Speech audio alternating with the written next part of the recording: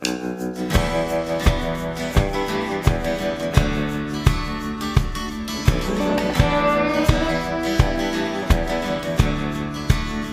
right, guys, welcome back to another episode of the Pierce's Wildlife Podcast. Welcome. What's up? We've discussed the things that we're going to talk about, and I'm going to tell you, we're just going to jump right on in. We probably won't talk about one thing that we just tried to set up to get ready. You know what's funny is I like having a good time. You are 100%. We always make a plan and never follow through with the plan we made. We do it. Well, we've actually done it both ways. We've actually tried to set up and follow a guideline, and we have also not followed the guideline. Yeah, we have a guideline. So you wasn't involved then. We're about like Georgia weather. Mm-hmm. Wow, that's a good statement, and probably true. Like it was just freezing. Mm-hmm. What, 2 nights ago? Mm-hmm. Yeah. What's even going on? I unplugged the heater out back for Bo because I didn't think he was going to need it, and all of a sudden it went down into the 20s, and I was like, "Holy cow!" Yep. We'll have a hurricane next week. Poor old Bo. Doggone. Man, we got some exciting things going on with the Pierce Wildlife Podcast. So we're growing. That's we right. just want to say we appreciate all you guys listening. Every week has been more and more followers. So we just want to say thank you guys for listening. Thank you. Yep. Absolutely. It is quite awesome. A fun situation. But let's just dive on in because we only got 30 minutes here. And I'm sure it'll go by quick. I know. By the time we get a couple of conversations in, it's like gone. Done. That's right. So we were talking a little bit a couple weeks, or the last episode, about getting our deer spots ready and getting the dove field ready. And we're right there. It's time to prep. Like if you think about it, seriously. Oh, we ain't got one of those 6 months. We'll be hunting again. We have 6 months and we're hunting. Yep. Now's the time to get the work in. Yep. And I'm going to tell you right now, now's the time. You got to start getting ready. You got to start prepping your dove field. You got to start prepping your food plots. It's right now. Yep. Yeah. And you talked a couple weeks, I guess, on the last episode about getting protein out, which I do want to say, I don't even know how to say it other than the protein matters a ton. It does. And these deer need it so bad right now. Yep. Which, that being said, River Grove Supply up here, they're selling deer feeders and the Banks Buddy systems. I mean, the Banks hunting blinds. And those Banks, I don't know if y'all remember, when we went to, what was that big store in Arkansas? I can't remember the name of it. DSW. DSW. Yeah, something like that. Yeah. But I'm going to tell you right now, I walked into one of those Banks blinds. I wish there was one here in Georgia. I'll tell you that much. Yeah. No. Well, you know what there is here in Georgia? There is a Banks Blinds dealer here in Georgia called River Grove Supply right here on Highway 16. That's right. And if you guys go see them, they'll throw 5% off on that hunting blind. But I'm going to tell you right now, that blind is incredible. Like, we've hunted in the muddy blinds. We got a redneck. But I'm going to tell you right now, that bank system is awesome. I think I might get me one and replace that muddy blind over there in the orchard. I mean, or just add another spot in. Yeah, or just add another spot. I'm going to tell you right now. But, they sell feeders over there, and they have protein blends and all that. So if you guys are ever looking for that, y'all make sure to check out rivergrovesupply.com. They got free setup, free installation, free shooting lane clearing. That's pretty Shop sweet deal. local. Shop local. Mm-hmm. Yeah. Support your local wildlife. That's right. I like it. Oh man. But I don't know, man. It's a good time. I tell you, trapping season, I mean, we're right dead in the center of it. Yeah. And we've killed some coyotes this year. Man, we need to do some trapping around the house. You got a whole thing. I got a hole over there at the house I'm trying to sell right now. I think a armadillo's done dug up. I don't know if that's an armadillo. That was a big old. I mean, it could be a coyote or a foxhole. It looked like a foxhole. I mean, it's a big hole. I got another one right up under the porch right here. Did you see it before we filled it in? Yeah. It looked like a foxhole. Yeah. But the long story short, so let's think hypothetical here. If it is a fox or coyote hole, right there by the house. You By the got front 2 door. houses on Right by either the front side. door. Well, you got to think there's not much traffic there now. Yeah, and we're not not just there that, anymore. but this is their prime time. Mm-hmm. They're in rut.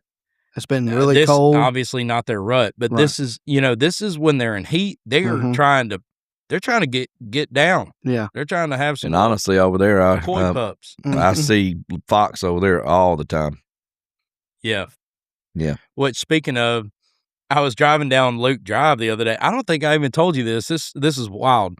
We was driving down Luke Drive the other day, and when I was coming down the driveway, I turned left on the road to go up Luke Drive to turn right, and a fox ran right in front of me, right down your driveway. Really?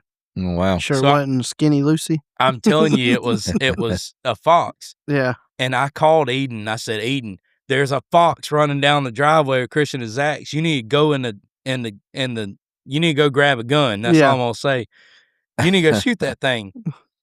And she said, okay. So she goes to the gun room, and I can hear the gun room. I mean the safe, and I can hear it unlocking and whatnot. And I go to backing up, and I said, did are you getting a gun? She said, which one do I get? That's a good problem. Okay. Well, there you go. And I'm sitting here thinking, what do you mean? Which one do you just grab What do any you of them? Just grab any of them. If it's got a scope, grab it. Yeah. So I go to backing up down the driveway because I'm sitting here thinking, I'm going to try and chase it down the field. I'm in the Audi. Yeah. Listen, I'm in the Audi. It's all-wheel drive? You might could outrun it. Yeah. I turn down the driveway, or I start to back up right to go down the driveway because I was going to chase this thing and try and shoot it with a pistol. No, sir. I go to backing on the driveway. Another one runs out behind the Audi, runs down my driveway. Dang. 50 yards from your driveway. Wow. Oh, you're talking about the new house. The new I house. was thinking over where we're at Oh, right now. no. I was like, wait a minute. Luke Drive, dude. Yeah. That joker is running down the driveway, and I said, That's a sly fox. yeah. I said, Eden, you gonna shoot it? Well, I'm in the bedroom Open the window with the gun. What? How you gonna? And so the long story short, I thought it was hilarious because she's got, I don't even know what gun she has at this point. She's got a gun with Could a be a scope Nerf on gun. it. At this point, it probably is a Nerf gun. Yeah. that or a water gun. Yeah. Never know. And I'm just sitting here thinking, like, I think y'all got it all mixed up. You comboing that thing. It was making you shake. It didn't make her shake. no. And she hesitated. And she Yeah. hesitated. She hesitated. She did not didn't shoot that thing. No. Tell her she needs to listen to the podcast a little more. Yeah, but the funny thing is, I'm just sitting here thinking, like, this fox ran down the driveway, your driveway, and my driveway, and she's leaned out the window at this point, and I'm like, shoot it, Waiting to hear the pop. shoot it. Well, I didn't want to shoot the fox, and I'm like, Uh-huh. we got chickens. The neighbors all around us got chickens. We got dogs everywhere. She ain't thinking about that. She's thinking about a fox. She ain't thinking about a predator. I'm like, let it rip, dude. Mhm. That's about how Adrian was when we were in Texas with me Yeah. shooting my deer. Yeah. He's like, "Are you gonna shoot it?" Are you going to shoot it or what? I'm not gonna tell what he actually I think said. it was when more I of a what? Or what? We had a come to Jesus meeting in that blind. Mm-hmm. Oh man, I it's just this time of the year, which my neighbor asked me. He was like, "Hey man, have you seen that big coyote?" And I'm like, "I've seen quite a few coyotes. Actually, I just killed one like a couple days ago." He was like, "Yeah, but did you see the big one?" And I'm like, "Can you imagine what a big coyote is? Like what? 30, 40 pounds, Yeah. maybe 50. Yeah, I mean, that's full What grown. is their definition of a big? And I'm just sitting here thinking, like, I've killed some pretty big ones. Yeah. Mm-hmm. And this time of the year, man, it's not hard to get them to come in or trap. Yeah. Yeah. Which I will say again, which I saw, which I can't say his name on the podcast because I didn't get his approval for this, obviously. But I saw a buddy of mine start trapping raccoons with dog proofs this year, and he's getting his kids into it. And I'm telling you right now, yeah, I mean, you know who I'm talking about. Mhm. But like right now is the time to start getting these raccoons and possums and coyotes. Get rid of them. Especially cool if you to want to see see it, though. turkeys in about a month. Yeah. Yeah. It's cool to see that though. I mean, just from love it. someone we've talked to, well, mainly you talked to, and then now he's got his kids getting involved Yeah. doing it. That's awesome. Which I don't know that he even, he might have got the inspiration, from listening or from talking to other people or whatever. But it's just good to see that other people are getting involved in the trapping Yeah. scene because And passing it down. yeah, it's important. Everyone nowadays, and I saw a statistic the other day, which I'm going to ask y'all first. Okay, Mm-mm. this will be fun. Do you think hunting percentages is up or down according to the past? What do you mean And by when that? I say past, I mean like 2000s. When you say percentage as far as like How many numbers hunters of deer or How many hunters are buying licenses? well, given the population has increased drastically since 2000, I would say on that statistic wise, yes, there's more hunters now, but Well, I just think- because of numbers wise. I think the country boy thing's gotten a lot more popular than it was, Yeah. 20 years ago. When you was a country boy 20 years ago, you just kind of look down on it. Nowadays, you want to see it more. Yeah. You see more women that are into country The boys, outdoors. Well, blue collar guys. It's out, Yeah. trying to really raise a family and do it the right way and, Well, you see and feed more- their family. And you see more women getting into the outdoors too. that's exactly what I was going to say. You're not It's just not seeing just the a- men, you're seeing the yeah. women that is involved in it as well. Yep. So hunting licenses overall are down 15 to 20% compared to early 2000s. And I would not believe that. Do you think that could be Maybe the license. Let me that- see. The licenses being purchased, that could be a whole scenario because how many people actually legally? purchase Hunt, license? right. That's Well, a that's what whole I was thing. fixing to Yeah. say. I mean, you probably had people back in the day that didn't buy a license. Yeah. Or there could be even be people hunting now that don't have license. Right. Why is these game wardens walking around checking for license? Yeah. As much as You they are, know? yeah. Well, not only that, but then also look at the industrialization side of it.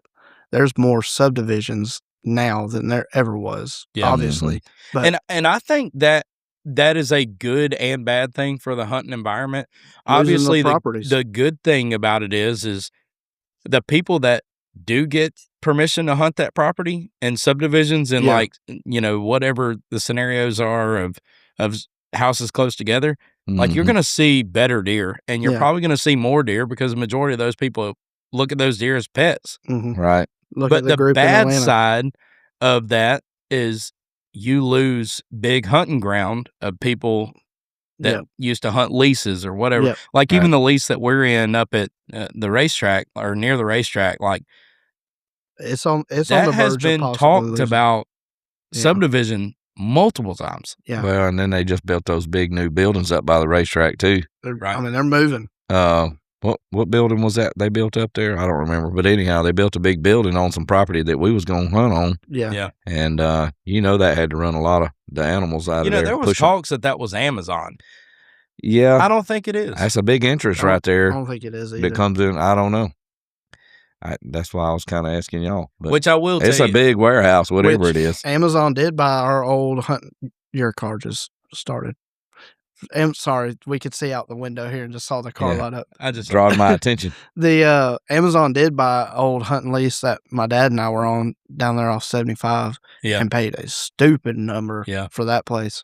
W- But Which I mean, getting that's what happens with to 'em. where we are with that situation, like that's why it's if you can get your own property like we have, Yeah. like it's a blessing. And That's I'm gonna right. tell you right now, like that property and this property here has just been such a blessing to Yeah. all of us with the deer that it's produced and the memories that it's produced. Which we got to shoot a lot of. We shot some ducks out of that duck swamp. That's Yeah. right. Which that's all thanks to Pro Forestry mulching. hmm They Helping us come, get in there. yeah, they come in there and clean that thing all out. And I'm gonna tell you right now, it's just incredible. So if you're ready to get your property, ready for hunting season, you call Pro Forestry mulching and property services. They're your go-to in this area and in Georgia, really in general. They're fully licensed and insured. They offer free estimates, top-notch service. You can call them today at 770-865-6164. And if you tell them you heard it on the podcast, man, they'll just hit you up with a killer deal. So make sure to call Pro Forestry Mulching.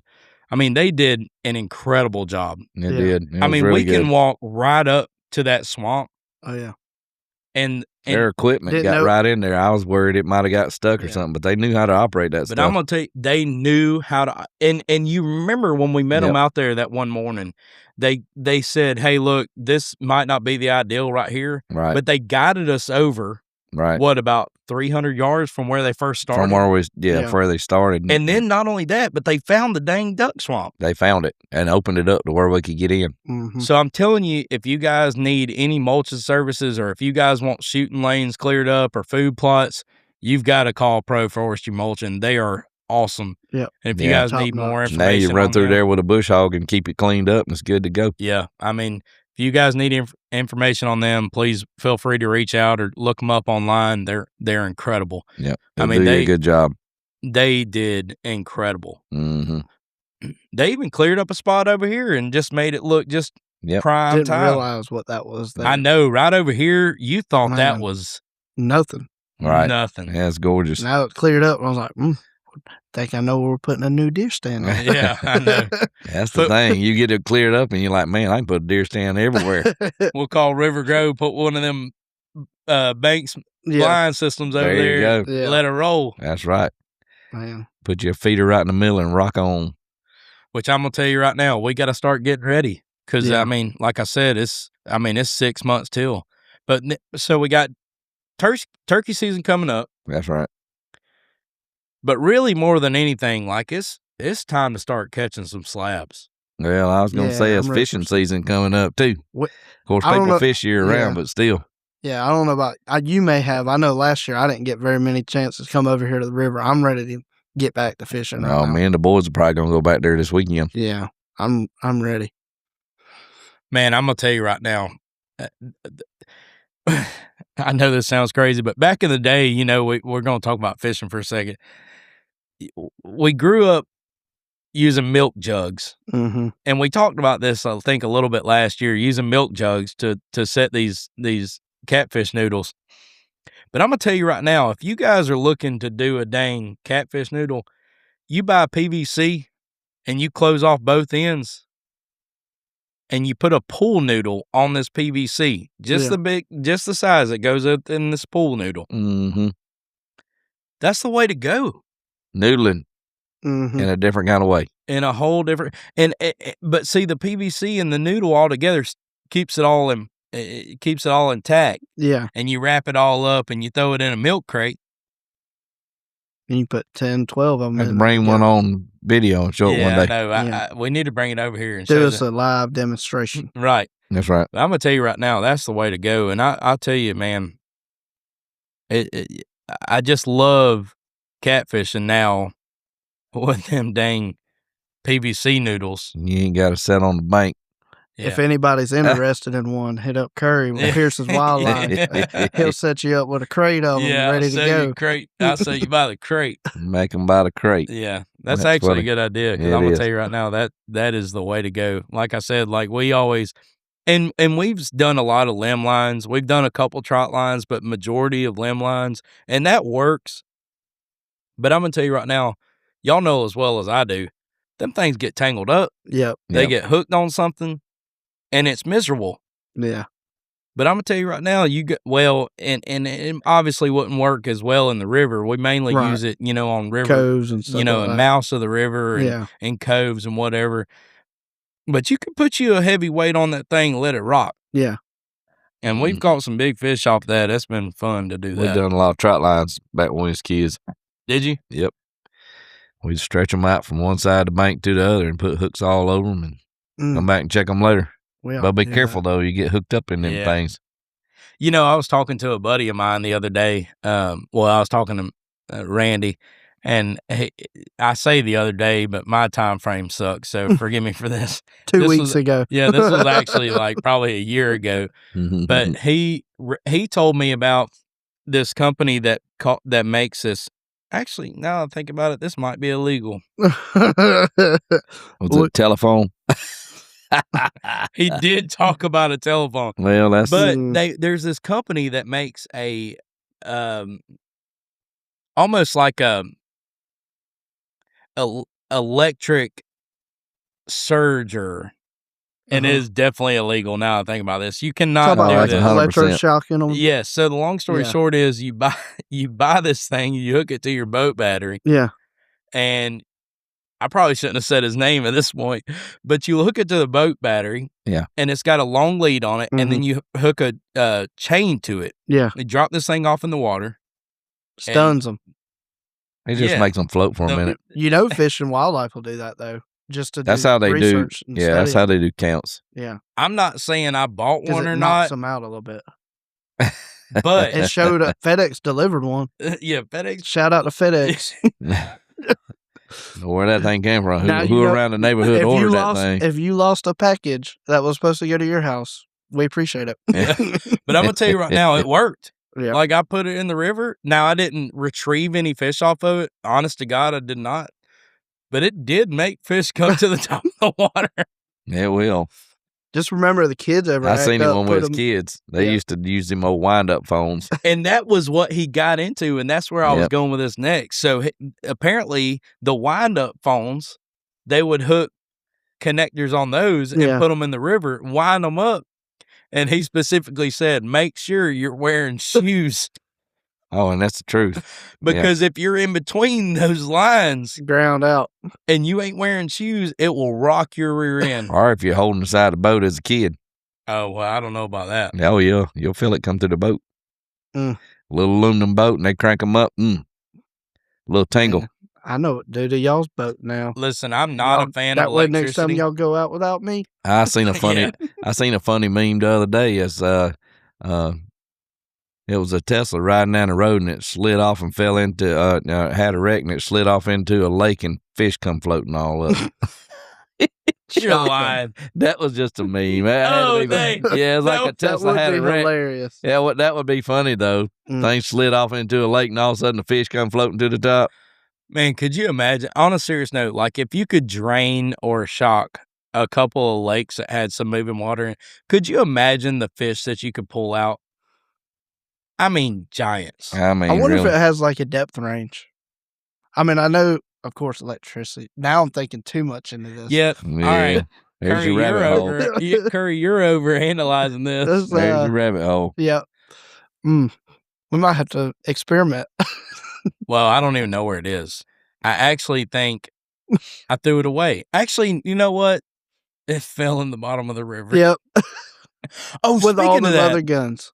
Speaking of that, so do y'all remember, which this is probably too much here, and this is, anyways, do you remember a while back, I went duck hunting on the Flint River, and I remember going to the pump station. It was by myself. This is kind of we got time for it. Yeah, go for it. So I decided to go duck hunting by myself on the Flint River one time. And this was, I was new duck hunting. I was probably 16. I was just driving.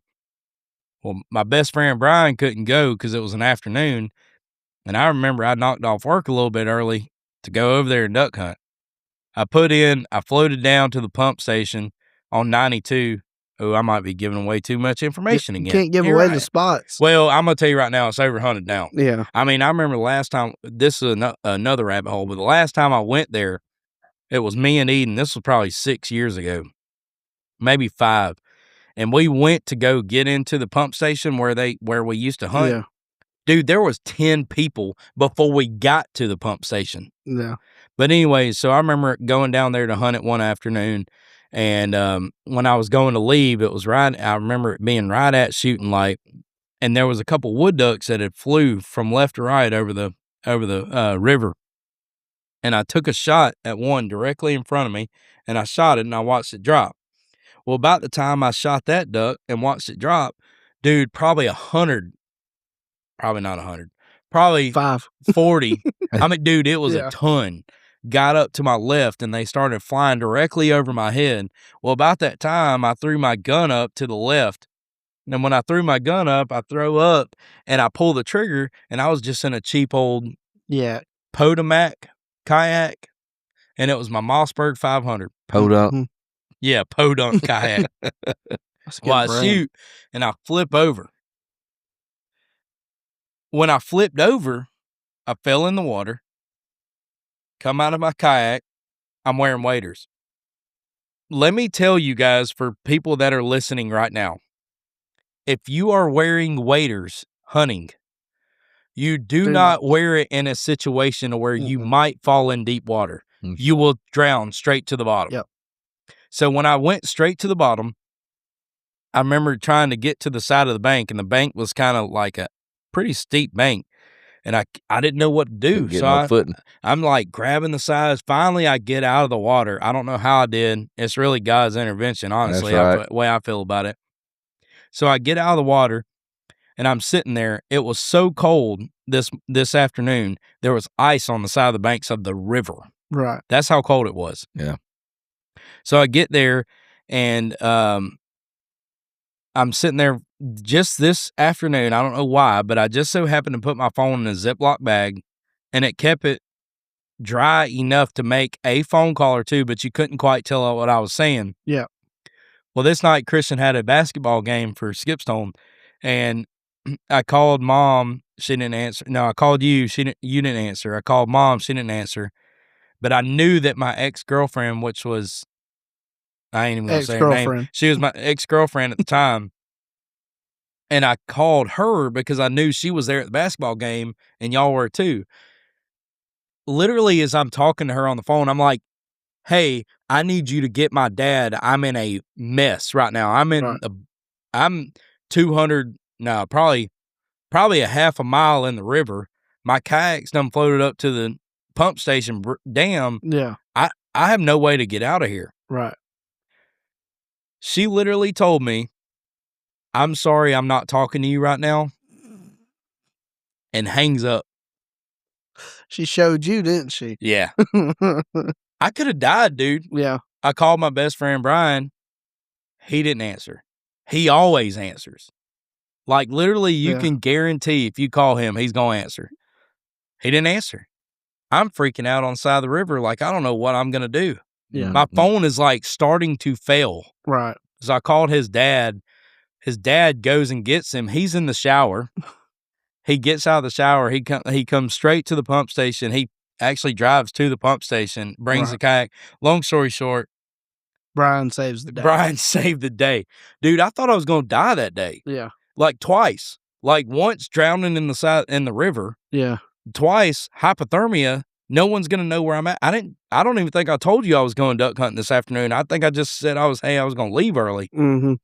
Yeah, I think that was the situation. I don't really remember. I do that now. I don't always tell them I'm going. I did hear the story after it was all over. It kind of freaked me out. So if you ever do that again. Yeah. And so the long story short of it, A, never go hunting by yourself. No. Not duck hunting, especially in water. And B, if you're going to duck hunt and you're going to be in a boat where you could actually fall out of a boat, you do not wear your waders. The only time you wear your waders is when you're actually wading. Yeah. And I learned that real quick because, like, even like when we go to Seminole, I don't put my waders on unless we're going to be wading around. Right. Or I could at least stand if I fall in. Right. But I'm going to tell you right now, that was the scariest situation I've ever been in my life. And it was just wild. But what I was getting at was we had a gun. Shotgun. I had a gun fall in the river that day. And we searched that river. Mm-hmm. I don't know how many times. And I don't know if you remember. Drug all kind of magnets through there. I got two subwoofer magnets out of the back. Magnet fishing before it was a thing. Yeah. Mm-hmm. I mean, for real. Because I was trying to find that gun. Mm-hmm. Well, never found the gun. Found all kind of other crap. Yeah, crap. Mm-hmm. I mean, it'd been nice to find something of value. Yeah, it would have been. But no gun. Yeah, no gun. Ain't no telling where that gun. It could be here by now. Dude, there's no telling where that gun is. It's been years ago. It might even be down in Seminole. That thing could be up in a bank somewhere. Mm-hmm. It'd be funny if somebody find that thing one day. And they gonna think it was prehistoric back in the 1920s. No, it's gonna be rusted up. If you think about it, if that thing's in the ground somewhere, and someone goes shoveling that thing in 100 years, if we're even still around, it's an artifact. Then it's crazy to think about. Oh yeah, it'll be found again one day or something. I'm sure. Yeah. It'll be on a YouTube channel. Did you shoot off all the rounds or not? I think I shot one in front, and then I shot oh no, yeah, it's empty. So it's probably sitting back. Yeah. Mm-hmm. That's funny. So wild. Not funny, but funny. It is kind of funny. Yeah. But not funny. At the time it wasn't. It is now, though.